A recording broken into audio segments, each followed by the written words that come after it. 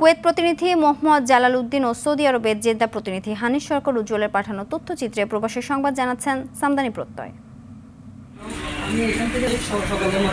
বাংলাদেশ সেবক সংগঠন কুয়েতের রাজ্য শাখার মাসিক বর্ধিত সভা অনুষ্ঠিত হয়েছে। কুয়েত সিটির রাজবাড়ী হোটেলে সংগঠনের ভারপ্রাপ্ত সভাপতি রবিউল খাঁর সভাপতিত্বে সাধারণ সম্পাদক মানিক কুমার কুণ্ডুর সঞ্চালনায় এতে প্রধান অতিথি ছিলেন প্রতিষ্ঠাতা সভাপতি খান মোহাম্মদ বাবুল। এ সময় বক্তব্য দেন আমির হোসেন মুন্সি, ইমামউদ্দিন বাদল, সাজ্জাদ মিয়াজি, রফিকুল্লাহ, নজরুল ইসলাম, সালেহ আহমেদ, আব্দুর রব সহ অনেকে। সৌদি আরবের 94তম স্বাধীনতা দিবস উদযাপন ও জেদ্দা মহানগর বিএনপি সভাপতি সোলাইমান হক ভুট্টুর বাংলাদেশে যাওয়া উপলক্ষে এক সংবর্ধনা অনুষ্ঠানের আয়োজন করা হয়। নাসির ব্যাপারীর সভাপতিত্বে এরশাদ প্রধানিয়া নুরুল হেলালের সঞ্চালনায় আয়োজনে প্রধান অতিথি ছিলেন পশ্চিমাঞ্চল বিএনপির যুগ্ম আহ্বায়ক আব্দুল মান্নান।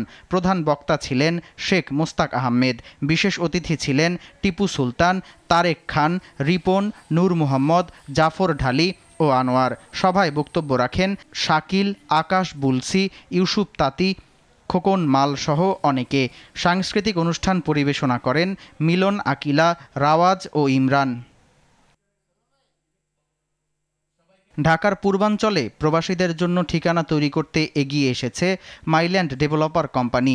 বাণিজ্য মেলার কাছেই সুলভ মূল্যে জমি ও ফ্ল্যাট বিক্রয়ের নিশ্চয়তা সহ অ্যারাবিয়ান টাওয়ার নামে একটি বহুতল ভবন নির্মাণ করতে যাচ্ছে কোম্পানিটি। এ বিষয়ে জেদ্দার আবরা আল রাভুয়ায় এক মতবিনিময় সভার আয়োজন করেছে কোম্পানিটি। এ সময় উপস্থিত ছিলেন বিশিষ্ট ব্যবসায়ী আব্দুর রহিম, কোম্পানির ভাইস চেয়ারম্যান ইসহাক সরকার, ইয়াকুব সরকার, রফিকুল ইসলাম, আব্দুল মান্নান, মিলন হোসেন, আশরাফ আলিম ও আমজাদ হোসেন সহ অনেকে। সামদানি প্রত্যয়, আর টিভি।